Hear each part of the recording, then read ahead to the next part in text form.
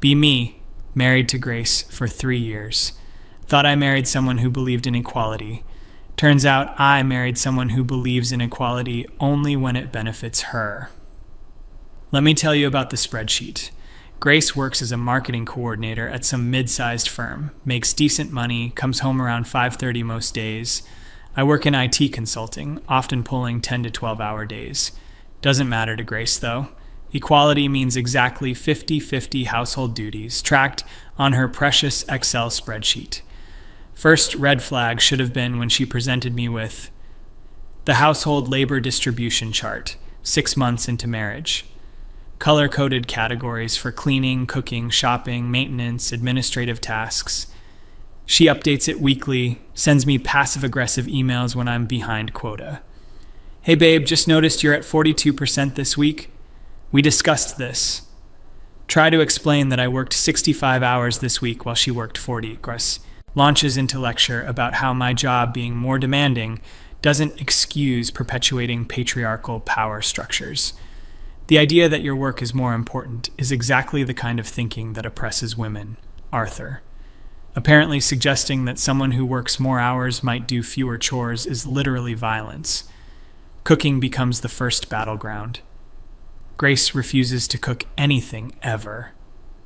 Cooking is a patriarchal expectation forced on women for centuries. Fine. I'll cook. Work 12 hours, come home, cook dinner. Grace critiques my meals while eating them. This pasta is overcooked. Also, you didn't use organic vegetables. That's really disappointing. Never offers to help, never says thank you. Just sits there scrolling through her phone while I clean up. But wait, it gets worse. Grace tracks my emotional labor contributions too. Apparently listening to her complain about her coworkers counts as me exploiting her. I need you to process your own emotions, Arthur. It's not my job to be your emotional dumping ground. Meanwhile, she expects me to listen to every detail about her drama with Jennifer from accounting. When I try to share something difficult from my day, she sighs dramatically. Real men learn to handle their feelings internally. Emotional dependency is toxic. Birthday situation was the breaking point. My birthday approaches, Grace does absolutely nothing. No card, no dinner, no acknowledgement. When I ask about it, she gets annoyed. Celebrating men's achievements just reinforces male privilege in society. Your birthday is just another day, Arthur. I'm not participating in patriarchal gift-giving traditions. Meanwhile, posts 47 Instagram stories for her own birthday, expects elaborate celebration, gets mad when I don't plan enough activities. You clearly don't value me as a partner if you can't put effort into my special day. The cognitive dissonance is staggering. Try to have conversation about double standards. Grace immediately launches into lecture about how I'm tone policing her. You're using classic manipulation tactics to silence my voice. Apparently, pointing out hypocrisy is abuse now. Social media becomes another nightmare. Grace posts constantly about toxic masculinity, describes scenarios that are obviously about me without naming me. When your partner expects dinner ready when he gets home, with crying, laughing emoji. Except I never expected that. I cook my own dinner every night. Men who think their job stress matters more than equality. Her friends comment with fire emojis and preach queen. Try to explain this hurts my feelings. Your feelings aren't my responsibility to manage, Arthur. You need to examine why you feel attacked when women discuss their experiences. But somehow, when I don't validate her feelings about her bad day, I'm being emotionally abusive. The spreadsheet expands. Now tracks who takes out trash, weighted by frequency and bag fullness. Who does dishes, weighted by number of dishes and difficulty level. Who schedules appointments, because apparently calling the dentist is oppressive labor. Who handles mental load tasks, like remembering birthdays for my own family. Grace decides she shouldn't have to remember my mom's birthday. Kinship labor traditionally falls on women. I refuse to perpetuate that. But gets furious when I don't remember her sister's boyfriend's cat's birthday or whatever. Start working from home more to help with household tasks. Big mistake. Now Grace monitors my productivity. You seem to be on a personal call for 12 minutes. That's not fair to me since I'm working full-time too. She's timing my lunch breaks. I'm getting passive-aggressive texts about how long I spent in the bathroom. Fixed the garbage disposal one evening after a 13-hour workday. Grace finds out I fixed it. I didn't consent to you taking on that traditionally masculine role. It makes me feel infantilized. Apparently, I was supposed to ask her permission first. Also, apparently we should have called a repair person for equality.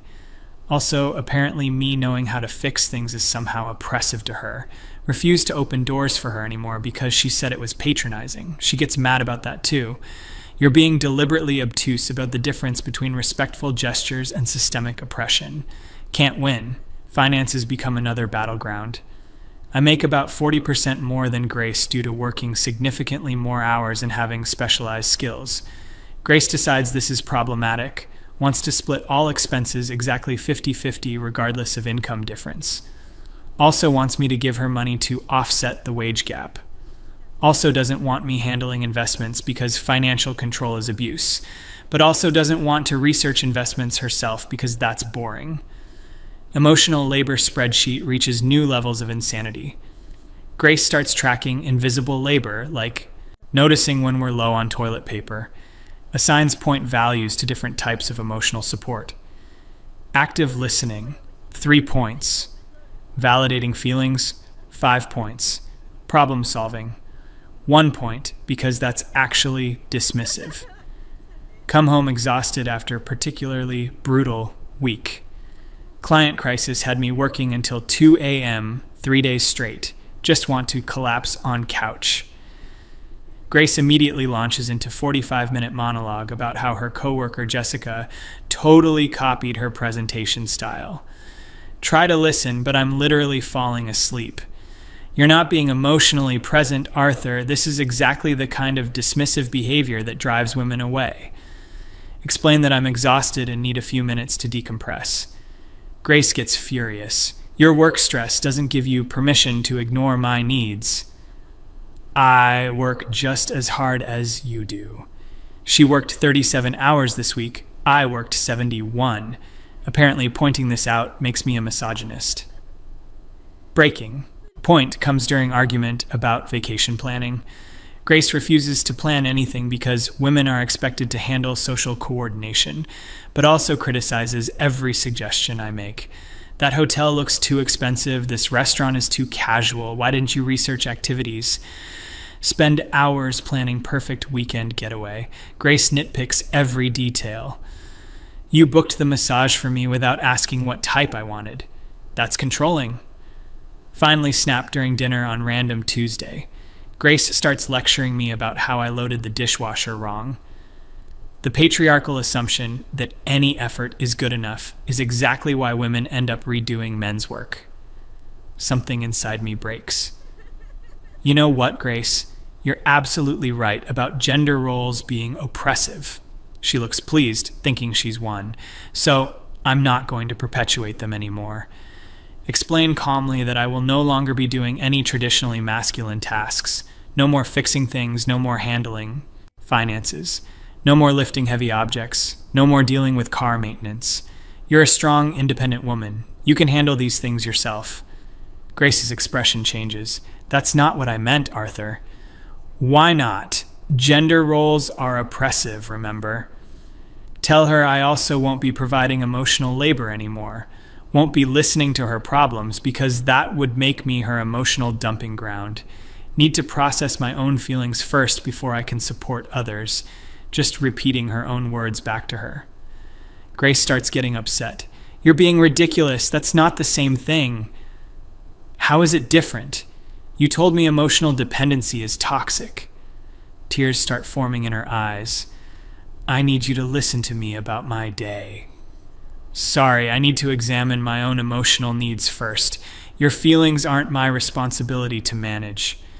Grace completely breaks down crying, sobbing uncontrollably about how I'm being cruel and unsupportive, begging me to comfort her. Please, Arthur, I had a really hard day. Stay sitting on couch. Don't move to console her. I thought real people learn to handle their feelings internally. You said emotional support is exploitative labor. I'm just applying your own standards consistently. Grace becomes absolutely hysterical. This isn't fair. You know I didn't mean it like this. How did you mean it then? She can't answer because we both know she meant it exactly like this when it benefited her. Next morning, Grace is still upset. Starts making breakfast for both of us. I stop her. I can't let you cook for me. That would perpetuate oppressive gender roles. Make my own breakfast while she stands there confused. Grace tries to discuss her feelings about our fight. I really need to process what happened yesterday with you. Sorry, I don't have the emotional bandwidth for that right now. But Arthur, you taught me that my emotional needs come first. She starts crying again. You're being deliberately cruel. I'm being deliberately consistent. Over the next few weeks, Grace discovers what it's like when her own logic is applied to her. Garbage disposal breaks. I refuse to fix it. You're perfectly capable of watching YouTube tutorials like anyone else. She spends 3 hours and floods the kitchen, calls repair service, costs $200. Why didn't you just fix it? Because that would be patronizing toward your abilities. Grace tries to discuss splitting the repair bill. I think since you could have prevented this cost, you should pay more. That sounds like you want me to take financial responsibility for household maintenance. Well, yes, but that's a traditionally masculine role. I thought we were against those. Her birthday approaches. Do absolutely nothing. Grace asks what I planned. I'm not planning anything. Celebrating women's achievements just reinforces gender-based expectations. That's not the same thing. You literally said, celebrating men reinforces male privilege. But it's different for women. How? Grace has complete meltdown. You know women face discrimination. So you want special treatment based on your gender. Watch her try to explain why gender-based considerations are bad when they benefit me, but necessary when they benefit her. It's painful to watch. She starts making dinner one evening. I stop her again. I can't participate in this oppressive dynamic where one person cooks for another. Arthur, I'm trying to do something nice. The road to oppression is paved with nice gestures that reinforce harmful patterns. Grace throws the wooden spoon across the kitchen. I'm trying to fix things between us. By perpetuating patriarchal structures, I expected better from you, Grace. She storms out crying. Grace tries different approach next day, offers to give me massage after a long day at work. I appreciate the gesture, but I need to decline. Why? Accepting service from you would reinforce problematic dynamics. What dynamics?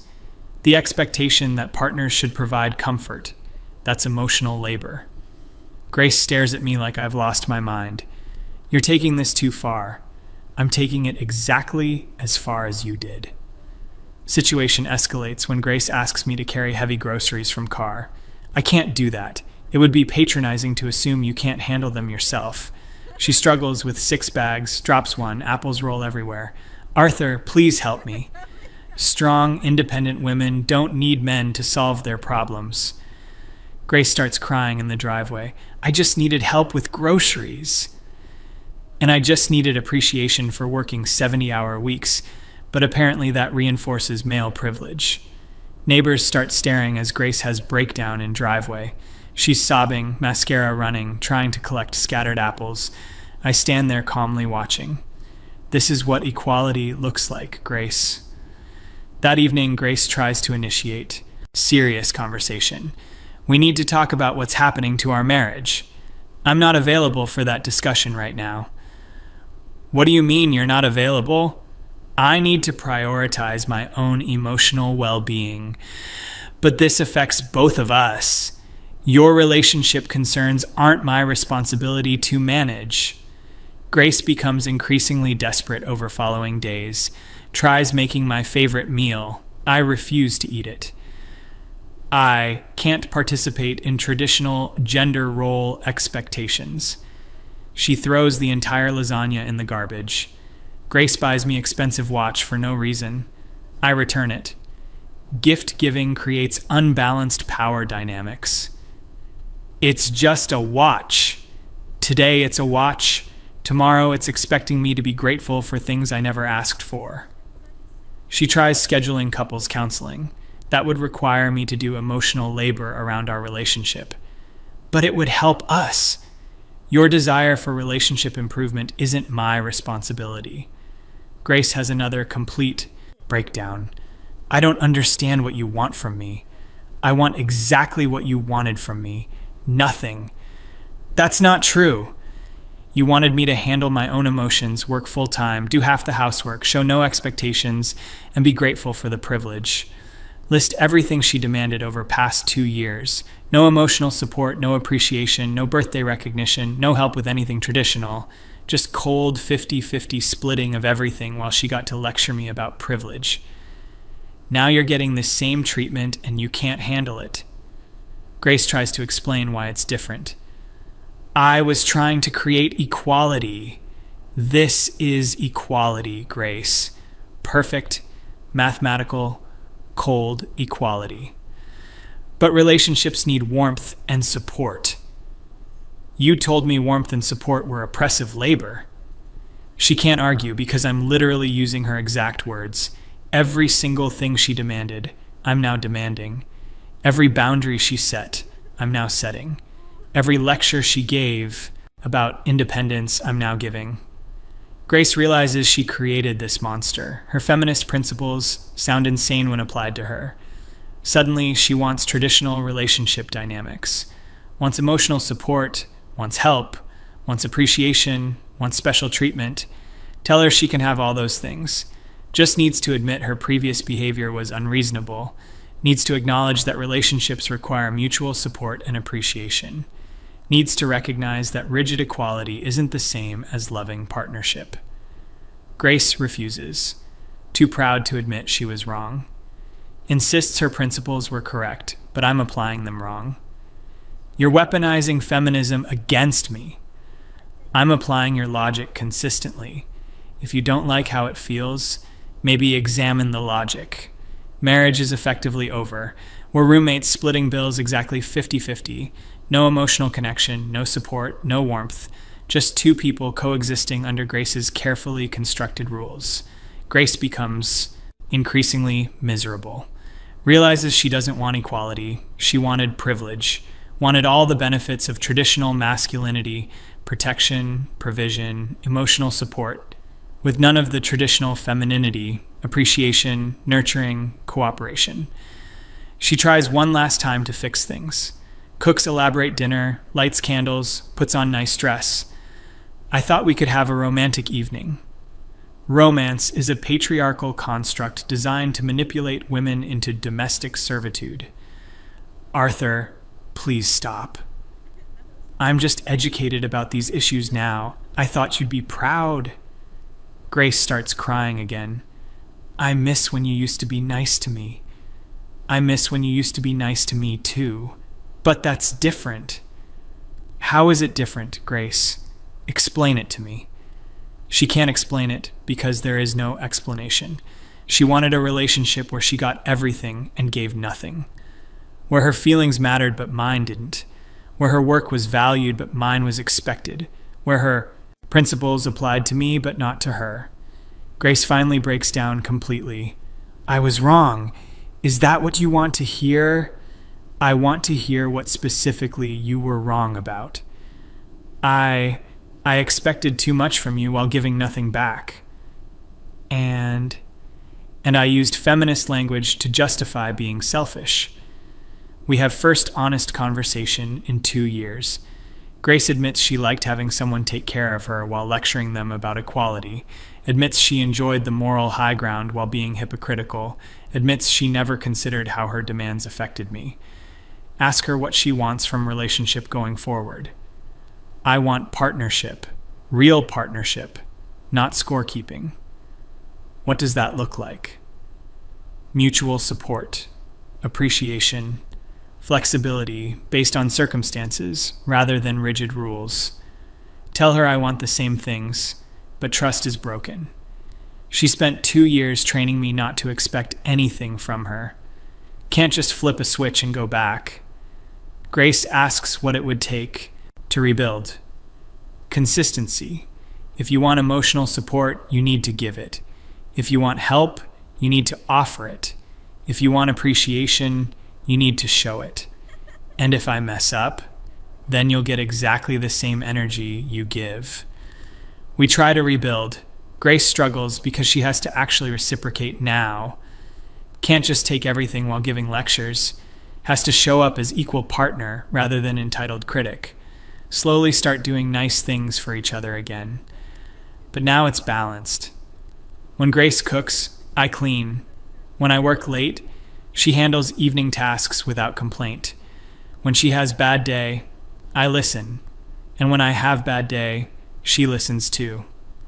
Spreadsheet gets thrown away. We handle things like adults instead of scorekeeping children. Grace stops posting about toxic masculinity, starts posting about healthy relationships instead. Learn that true equality isn't about mathematical splitting of everything. It's about both people caring more about their partner's well-being than about being right. Grace learned this the hard way when she got exactly what she demanded. Marriage is better now. Not because we follow traditional roles, but because we both contribute based on love rather than ideology. Turns out relationships work better when both people are trying to give more than they take. Grace occasionally slips back into lecture mode. When she does, I just start applying her logic to her again. She quickly remembers why that doesn't work. Never mind, I'll just talk to you like a human being. Good choice. Realize that Grace wasn't actually a feminist. She was someone who used feminist language to avoid responsibility. Real feminism would include caring about her partner's well-being. Real equality would include emotional reciprocity. Grace admits this during one of our honest conversations. I thought feminism meant I could demand everything while giving nothing. What do you think it means now? I think it means both people get to be fully human, with needs and the ability to meet someone else's needs. Our relationship works now because we both show up. We both appreciate each other. We both handle stress and support each other through difficult times. We both take responsibility for creating a loving home. Grace learned that you can't build a relationship on entitlement and lectures. Learned that demanding equality while refusing reciprocity isn't feminism, it's selfishness. Learned that love requires giving, not just taking. I learned that boundaries work. Learned that accepting poor treatment teaches people to treat you poorly. Learned that sometimes you have to show someone how their behavior feels before they'll change it. We tell this story to other couples sometimes. Grace is embarrassed but honest about her previous behavior. I was using good principles to justify bad behavior. I thought I was enlightened, but I was just entitled. I almost destroyed my marriage by demanding everything while giving nothing. Other wives recognize themselves in Grace's story. Other husbands recognize themselves in mine. Turns out this dynamic is common. One partner uses social justice language to avoid accountability. Grace now advocates for actual equality, the kind where both people matter, where both people's work is valued, where both people show up emotionally, where both people take responsibility for the relationship. Marriage isn't perfect, but it's real now, based on mutual care instead of ideological scorekeeping. Grace got what she actually wanted, partnership, by giving up what she thought she wanted, to be right all the time. Sometimes laugh about the spreadsheet. Grace keeps it as a reminder of how not to build a relationship. I was treating you like an employee instead of a partner, and not even a good employee, one I constantly criticized. Realize that the best revenge against poor treatment isn't retaliation. It's showing someone exactly what they're doing by doing it back to them. Grace couldn't argue with my behavior because it was identical to hers. couldn't call it unfair because she had demanded the exact same treatment. Relationship now based on golden rule instead of feminist theory. Treat each other the way we want to be treated. Show up the way we want our partner to show up. Appreciate what we want to be appreciated for. Grace sometimes thanks me for not giving up on marriage. You could have just left when I was being impossible. I could have, but then you never would have learned. Learned what? That relationships are about loving each other, not keeping score. Happily married now, not because we follow traditional roles or reject them, but because we both prioritize each other's happiness. Turns out that's what makes relationships work, caring more about your partner than about being right.